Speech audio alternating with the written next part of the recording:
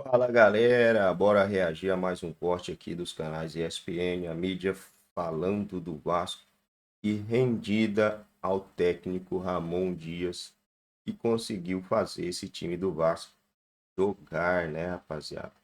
Fez as substituições corretas, o Vasco venceu tranquilamente o Madureira por 2-0 e só você que está curtindo a invencibilidade do Vascão da Gama.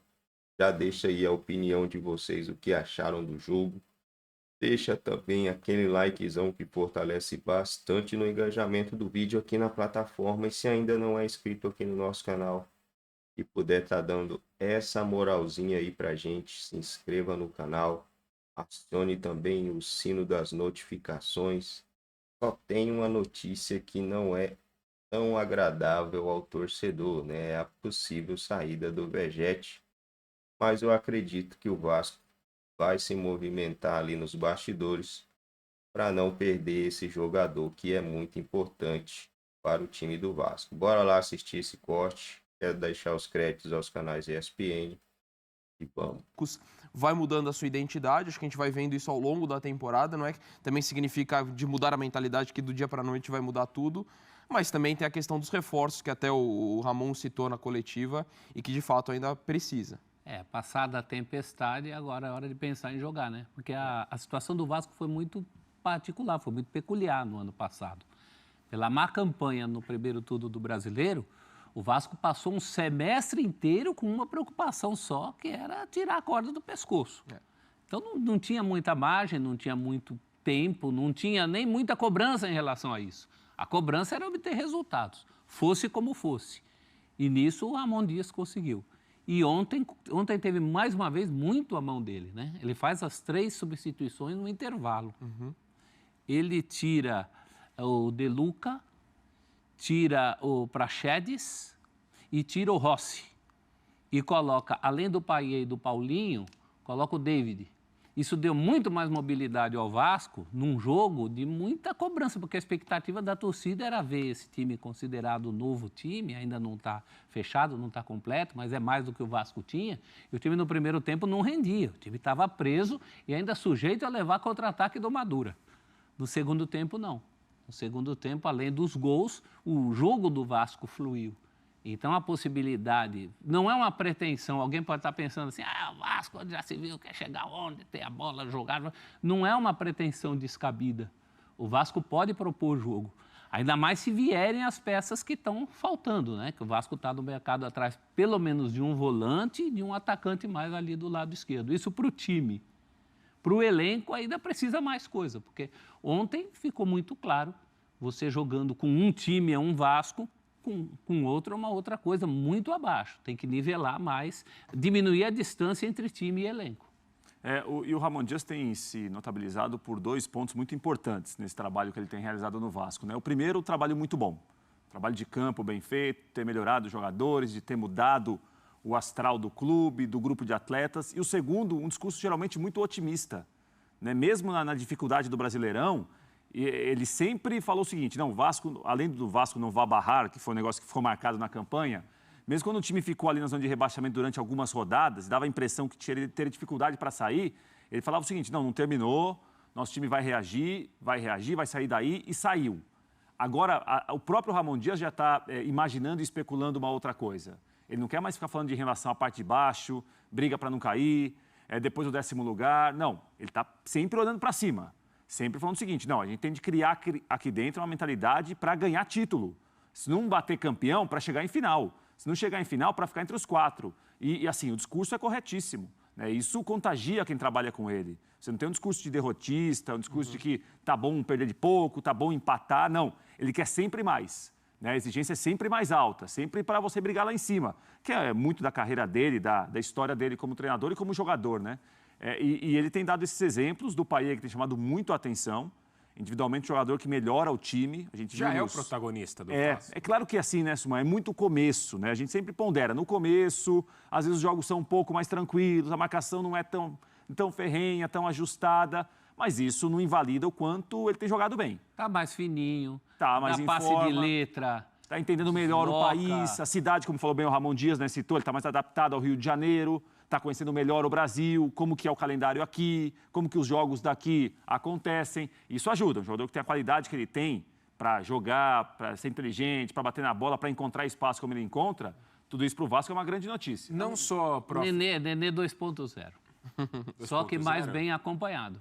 Esse time do Vasco dá para você pedir mais do que os times que o Nenê tinha. E mais jogador também, né, prof? E aí Aí é um jogador de mais recursos. Quem fica Um animado, jogador melhor. Quem fica animado é o Verratti, né? Porque o que ele fez de gol num cenário nada favorável, agora chegando coisa mais de qualidade. Não só pelas vitórias, mas assim, o torcedor do Vasco, e o Vasco vai preenchendo aqueles quadradinhos do início da temporada. Bom, pré-temporada bem feita, manutenção do técnico, um Payet mais bem condicionado, vitórias no Carioca, time que se apresenta bem num primeiro momento, o time titular que jogou ontem. Acho que é por aí, o torcedor tá... Não, bom... Checklist? O checklist tá rolando nesse início. Ou o torcedor esperava mais ou menos. Dá para puxar por aí? Eu acho. Eu vejo dessa forma, sim. Por exemplo, a gente está falando de um Vasco que escapou da zona do rebaixamento na última rodada. Se a gente falar que esse Vasco vai estar no mesmo cenário, para mim seria uma surpresa. Pensando em tudo que aconteceu nesses meses. A questão da pré-temporada, todo o checklist aí que você deu. Seria uma grande surpresa para mim. Não sei como é que vai ser o Campeonato Brasileiro, ainda é muito cedo para falar, mas você vê um Vasco que deu continuidade no trabalho, o ambiente está muito mais tranquilo, o elenco foi qualificado, embora o professor já lembrou, né, essas duas carências do time titular, e a gente pode falar de outras peças do elenco, mas para mim o Vasco tem tomado, a gente pode ter questionado muita coisa que fez em relação à preparação da última temporada. Nessa, pelo menos por enquanto, janeiro eu não consigo questionar o Vasco, não. Checklist, está cumprido o checklist de jornalista esportivo. Aquela coisa racional. Agora, do torcedor, o torcedor queria muito mais camarões, como um dia Felipão cunhou essa expressão, né? Uma outra passagem pelo Palmeiras. Eu quero uns camarões. O Vasco precisaria de uns camarões, como de resto todo mundo precisa, né? Além, insisto com essa ideia, de dar uma revitalizada em alguns candidatos a camarões que estão lá. Ontem, mais uma vez, o Jair só entra mais para o fim do jogo. É muito pouco para um jogador que veio com aquele status. Então, tem gente ali no Vasco para ser também mais acionada. Fala-se muito dos garotos, né? Os garotos têm contribuído, mas você não pode construir um trabalho só em cima de garotos. É um checklist honesto, bastante honesto. Um começo de temporada honesto do Vasco. Mais modesto até do que o começo do ano passado, né? O começo do ano passado, aquele time que começou ganhando de Atlético Mineiro e Palmeiras, que tinha lá os reforços com mais nome. Gastou muito dinheiro, né? Gastou muito dinheiro para pouco, né? Para pouco resultado. Vamos dar uma olhada, então, em números do Payet, porque ele empolgou a torcida nos jogos de pré-temporada, principalmente no último jogo contra o Maldonado. Dá para falar que ele já é o protagonista do Vasco. O mês de janeiro foi dele. Ele, se tivesse que escolher um nome do Vasco em janeiro... Funcionário do mês. Se ele trabalhasse no funcionário do mês foi o Payet. A fotinha dele na estava parede lá. tá lá. E eu guardaria essa fotinha, porque ele é um candidato a ser E outra, o funcionário o torcedor está certo também de olhar para isso e ficar esperançoso com o que ele vem entregando nessa pré-temporada, vai início já de temporada, foi o terceiro jogo do Vasco ontem, né? Mas não tem como, Prats. Olha o que ele vem fazendo nos últimos 2, 3 jogos. Porque quando ele chega ao Vasco, no meio do ano passado, ele chega já cercado de muita expectativa, né? Por ser um jogador com a carreira que ele tem, com a qualidade que ele tem. Ele não tem, assim, um grande campeonato brasileiro e me parece que está muito nesse contexto de chegar no meio da temporada, em um outro país, como que ele jogaria aqui, num outro ritmo. Às vezes, até no ano passado, ele jogou um pouco mais aberto pelo lado do campo e depois ele chegava para virar um camisa 10. O Ramon Dias, vendo, obviamente, que ele fisicamente me parece melhor, compreendendo melhor o lugar em que ele está, o Ramon Dias também tem dado para ele muita liberdade. Para ser o camisa 10 que se aproxima do centroavante, para ser um segundo atacante em alguns momentos, para ser, entre aspas, alguém que marque menos para jogar mais, porque ele realmente tem uma qualidade para ver o jogo que pouca gente tem. Mas para acertar o passe, para arrematar. Mesmo não tendo feito um grande brasileiro... Foi muito importante em momentos pontuais. Faz um gol contra o Fortaleza, que exatamente. Está funçudíssimo. O milagre contra o América de Minas. Contra o Bahia, o gol de pênalti em Salvador é dele também, não é? E o gol de falta contra o América, um jogo chave para que o Vasco tivesse hoje a tranquilidade que tem.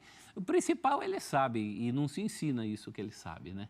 A questão em torno do Payet e aí sem nenhum trocadilho é em torno mesmo, é mais física.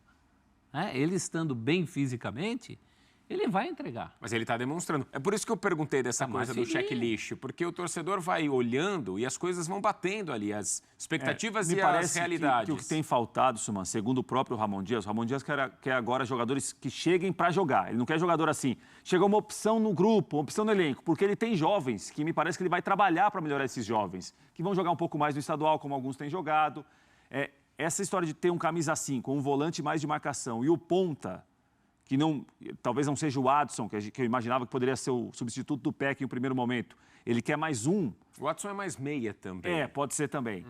Me parece que o Ramon Dias quer, nesse momento, 2 jogadores, por exemplo, um volante e um atacante pelo lado do campo, que cheguem para ser titulares. E não assim, chegou uma opção, contratou um jogador que vai brigar por posição. Ele não quer alguém para brigar por posição. Para brigar por posição ele já tem, né, prof? Talvez até mais que isso, né, Prates? Porque, por exemplo, o Adson, ele é um jogador com condição de ser titular do Vasco. Eu também acho. Mas ele não muda patamar.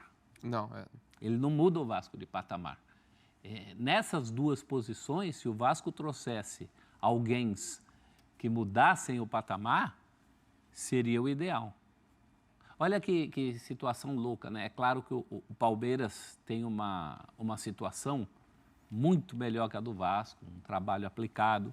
Mas se você olhar para o time, são as mesmas 2 posições que também o Palmeiras estava buscando, acho que já solucionou a volância e o cara lá do lado esquerdo do ataque. É uma coisa parecida entre os 2 times, talvez a única, que o Palmeiras está anos-luz à frente do Vasco como trabalho. Né? Só me ocorreu isso. Se eu fosse... A necessidade... As mesmas o volante deve ser o Esforça. Do Newell's. Né? O Newell's que... Ramon voltou a falar sobre ele ontem, né? Porque o Vasco havia negociado com ele, aí segurou um pouquinho a negociação e agora voltou à carga. O Newell's ficou de responder a última proposta do Vasco. Se o Newell's aceitar a proposta, o Esforça, que é um volante que foi muito bem no Newell's em alguns jogos, o Newell's com um time mais fraco, né? Mas jogador que tem boa saída de bola. Vai ter de ver no Brasil, né? Que hoje é uma liga de um nível diferente da Liga da Argentina. Mas o Esforça me parece que pode ser um camisa 5 aí para chegar e jogar, para ganhar posição no meio-campo do Vasco. Por característica, melhor até que o Cueja, que o Vasco também queria. Eu preferiria o Esforça. E aí você pensa um time com Esforça, com Paulinho, Payet, Adson, Verratti e mais um atacante pela esquerda, acho que é um time bastante competitivo. Não é para ser protagonista do futebol brasileiro, mas assim, é um time para dar um salto na tabela do Campeonato Brasileiro significativo. E acho que o Vasco está indo muito nessa linha, né? De ir progressivamente, sem querer pular etapas, porque até o ano passado acho que serve de lição, né? A gente falou do mercado, quanto que investiu, foi pesado e precisava, né? Porque sobe na Série B, podendo aproveitar pouca coisa, né? Do que foi construído ao longo daquele ano. Mas agora você vê um Vasco muito mais pé no chão, eu acho. Acho que ele está muito mais... É por isso que eu acho que também a gente fala muito da tranquilidade. Vamos falar sobre o Santos. Aí ontem o Vasco legal, o Léo. Bom, galera, então é isso aí, né, rapaziada? A vitória do Vasco por 2-0 diante do Madureira. O Vasco poupou jogadores porque vai ter confrontos bem pesados aí no próximo mês agora, né, pessoal? Então...